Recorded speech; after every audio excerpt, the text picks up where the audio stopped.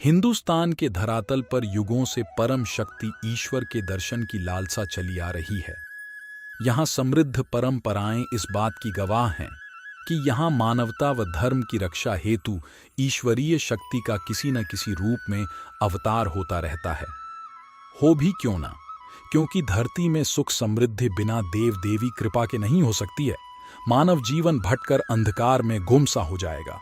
कुटिल, दुष्ट, भयंकर राक्षसी प्रवृत्ति संसार में व्याप्त होकर धर्म व मानवता को हानि पहुंचाने हेतु सदैव तत्पर होने लगती है। दैत्यों के संहार व अनीत व अनाचार को हटाने हेतु ही मां दुर्गा नव रूपों में प्रकट हुई है, जिसमें मां दुर्गा के तृतीय मूर्ति को चंद्रघंटा के नाम से जाना जाता है। मां श्रद्धालु भक्तों की भय, पीड़ा व दुखों को मिटाने वाली है, भक्त जनों के मनोरथ को पूर्ण करने वाली है। देवी के इस रूप की उत्पत्ति नवरात्रि के तीसरे दिन होती है। यह रूप सभी प्रकार की अनूठी वस्तुओं को देने वाला तथा कई प्रकार की विचित्र दिव्य ध्वनियों को प्रसारित व नियंत्रित करने वाला होता है। इनकी कृपा से व्यक्ति की घ्राण शक्ति और दिव्य होती है। वह कई तरह की खुशबुओं का एक साथ आनंद लेने में सक्षम हो जाता है। मां दैत्यों का वध करके देव, दनुज, मनुजों के हितों की रक्षा करने वाली है। जिनके घंटा में आह्लादकारी चंद्रमा स्थिति हो, उन्हें चंद्र घंटा कहा जाता है, अर्थात जिनके माथे पर अर्ध चंद्र शोभित हो रहा है, जिनकी कांति सुवर्ण रंग की है। ऐसी नव दुर्गा के इस तृतीय प्रतिमा को चंद्र घंटा के नाम से ख्याति प्राप्त हुई है। यह दैत्यों का संहार भयानक घंटे की नाद से करती है। यह माता 10 भुजाधारी है, जिनके दाहिने हाथ में ऊपर से पद्म, वाण, धनुष, माला आदि शोभित हो रहे हैं, जिनके बाएं हाथ में त्रिशूल, गदा, तलवार, कमंडल तथा युद्ध की मुद्रा शोभित हो रही है। माता सिंह में सवार होकर जगत के कल्याण हेतु दुष्ट दैत्यों को मारती है। मां का यह रूप शत्रुओं को मारने हेतु सदैव तत्पर रहता है। मां चंद्र घंटा को देवी पार्वती के विवाहित रूप के रूप में भी जाना जाता है। वह अपने भक्तों को सभी प्रकार की बुरी आत्माओं से बचाने के लिए जानी जाती हैं और उनके माथे पर आधा चांद मंदिर की घंटी के आकार का विराजमान है। चलिए जानते हैं मां का इतिहास। नवरात्रि का तीसरा दिन शांति और पवित्रता का प्रतीक है। यह दिन मां चंद्र घंटा को समर्पित है, जिन्हें भगवान शिव की शक्ति भी माना जाता है। ऐसा माना जाता है कि शुक्र ग्रह देवी चंद्र घंटा द्वारा शासित है। मां चंद्र घंटा को उनके पिछले जन्म में देवी सती के नाम से जाना जाता था। इस अवतार में उनका विवाह भगवान शिव से हुआ था और तब उनके पिता ने भगवान शिव का अपमान किया था, जिस कारण उन्होंने अपने प्राण त्याग दिए। वह फिर से पहाड़ों की बेटी पार्वती के रूप में पैदा हुई और भगवान शिव से शादी करने के लिए घोर तपस्या की। उनके निरंतर समर्पण के कारण उन्हें मां ब्रह्मचारिणी के रूप में जाना जाने लगा और भगवान शिव उनसे विवाह करने के लिए सहमत हो गए। शादी की तैयारियां जोरों पर थीं और सभी लोग भगवान शिव और मां पार्वती के लिए खुश थे। हालांकि भगवान शिव विवाह में एक विशाल लेकिन अजीब बारात लेकर पहुंचे। भूत, ऋषि, अघोरी और तपस्वी सभी इस असामान्य विवाह बारात का हिस्सा थे। स्वयं भगवान शिव के गले में कई सांप थे और उनके पूरे शरीर पर राख लगी हुई थी। इसके अलावा भगवान शिव के बालों में भी सांप थे, जो उन्हें डरावना और भयावह रूप देता था। भगवान शिव के इस तरह के भयानक रूप को देखकर मां पार्वती के रिश्तेदार हैरान रह गए और लगभग हर कोई शुद्ध भय से बेहोश हो गया। मां पार्वती चिंतित हो गईं और उन्हें डर था कि इस स्थिति के कारण उनका परिवार और भगवान शिव शर्मिंदा न हो। इसलिए उन्होंने खुद को एक आतंकित अवतार चंद्रघंटा में बदल लिया। यह एक भयावह नजारा था। मां चंद्रघंटा का रंग सुनहरा हो गया था और अब उनकी 10 भुजाएं थीं।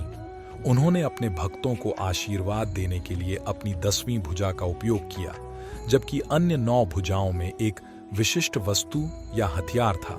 वह 2 हाथों से त्रिशूल और दूसरे हाथ में कमंडल अर्थात पानी का बर्तन लिए हुए थी। इसके अलावा मां चंद्रघंटा ने एक गदा, एक धनुष और तीर, एक तलवार, एक घंटा और एक कमल ले रखा था। मां चंद्रघंटा ने भगवान शिव के पास जाकर उन्हें एक महान रूप लेने के लिए कहा। भगवान शिव सहमत हो गए और खुद को एक सुंदर राजकुमार में बदल लिया। साथ ही वह अब सुंदर गहनों और आभूषणों से अलंकृत थे। अंत में भगवान शिव और मां पार्वती का विवाह सभी प्रार्थनाओं और अनुष्ठानों के साथ हुआ। उनका विवाह पूरी दुनिया में मनाया गया और आज तक महाशिवरात्रि के रूप में मनाया जाता है। चलिए जानते हैं मां चंद्रघंटा की कथा। पौराणिक कथाओं के अनुसार मां दुर्गा ने मां चंद्रघंटा का रूप तब धारण किया था जब दैत्यों का आतंक स्वर्ग पर बढ़ने लगा था। महिषासुर का आतंक और भयंकर युद्ध देवताओं से चल रहा था, क्योंकि महिषासुर देवराज इंद्र का सिंहासन प्राप्त करना चाहता था और स्वर्ग लोक पर अपना आधिपत्य जमाना चाहता है। जब देवताओं को इसका पता चला तो सभी परेशान हो गए और भगवान ब्रह्मा, विष्णु और महेश के पास पहुंचे। त्रिदेवों ने देवताओं की बात सुनी और क्रोध प्रकट किया। कहा जाता है इसी क्रोध से त्रिदेवों के मुख से एक ऊर्जा निकली और उसी ऊर्जा से एक देवी अवतरित हुई जिनका नाम मां चंद्रघंटा है। उस देवी को भगवान शंकर ने अपना त्रिशूल, विष्णु जी ने अपना चक्र, इंद्र ने अपना घंटा, सूर्य ने अपना तेज और तलवार और सिंह प्रदान किया। परमात्मा स्वरूपा आपके प्रसन्न होने पर जगत का अभ्युदय होता है और क्रोध में भर जाने पर आप तत्काल ही कितने कुलों का सर्वनाश कर डालती हैं। यह बात अब भी अनुभव में आई है, क्योंकि महिषासुर की यह विशाल सेना क्षण भर में आपके कोप से नष्ट हो गई है। कहते हैं कि देवी चंद्रघंटा ने राक्षस समूहों का संहार करने के लिए जैसे ही धनुष की टंकार को धरा व गगन में गूंजा दिया, वैसे ही मां के वाहन सिंह ने भी दहाड़ना आरंभ कर दिया और माता फिर घंटे के शब्द से उस ध्वनि को और बढ़ा दिया, जिससे धनुष की टंकार, सिंह की दहाड़ और घंटे की ध्वनि से संपूर्ण दिशाएं गूंज उठीं। उस भयंकर शब्द व अपने प्रताप से वह दैत्य समूहों का संहार कर विजय हुई। देवी चंद्रघंटा बाघिन पर सवार हैं। वह अपने माथे पर अर्ध गोलाकार चंद्रमा पहनती है। उनके माथे पर अर्धचंद्र घंटी की तरह दिखता है और इसी वजह से उन्हें चंद्रघंटा के नाम से जाना जाता है। उन्हें 10 हाथों से चित्रित किया गया है। देवी चंद्रघंटा अपने 4 बाएं हाथों में त्रिशूल, गदा, तलवार और कमंडल रखती हैं और 5वें बाएं हाथ को वरद मुद्रा में रखती हैं। वह अपने 4 दाहिने हाथों में कमल का फूल, तीर, धनुष और जपमाला धारण करती है और 5वें दाहिने हाथ को अभय मुद्रा में रखती है। देवी पार्वती का यह रूप शांत और अपने भक्तों के कल्याण के लिए है। इस रूप में देवी चंद्रघंटा अपने सभी हथियारों के साथ युद्ध के लिए तैयार हैं। ऐसा माना जाता है कि उनके माथे पर चंद्रघंटी की आवाज उनके भक्तों से सभी प्रकार की आत्माओं को दूर कर देती है। ऐसा माना जाता है कि शुक्र ग्रह मां चंद्रघंटा द्वारा शासित है, जो आपको दुनिया का सभी सुख देगा और लोगों को उनके जीवन में सहज बनाएगा। चंद्रघंटा की कृपा से आप सभी धन और समृद्धि को अपने रास्ते में पाएंगे और एक शानदार जीवन पाएंगे।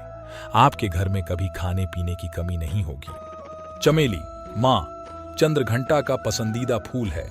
नवरात्रि के तीसरे दिन चमेली के फूलों से पूजा करें और अपनी भक्ति और ध्यान से मां चंद्रघंटा को प्रसन्न करें। 16 प्रकार के प्रसाद रखें और आरती के साथ पूजा समाप्त करें और अपने परिवार के कल्याण के लिए देवी से अपने अनंत आशीर्वाद की प्रार्थना करें। नवरात्रि के तीसरे दिन आमतौर पर दूध और खीर जैसे सफेद उत्पाद होते हैं जो पूजा के दौरान देवी मां को अर्पित किए जाते हैं। इसके अलावा उन्हें शहद भी बहुत पसंद है। मां चंद्रघंटा की पूजा व्यक्ति के दिल से सभी भय को दूर करती है, आशा और विश्वास पैदा करती है।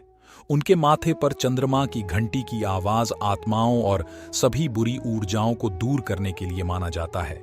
इसलिए चंद्रघंटा पूजा घरों को शुद्ध करने और नकारात्मक ऊर्जा को दूर रखने में मदद करती है।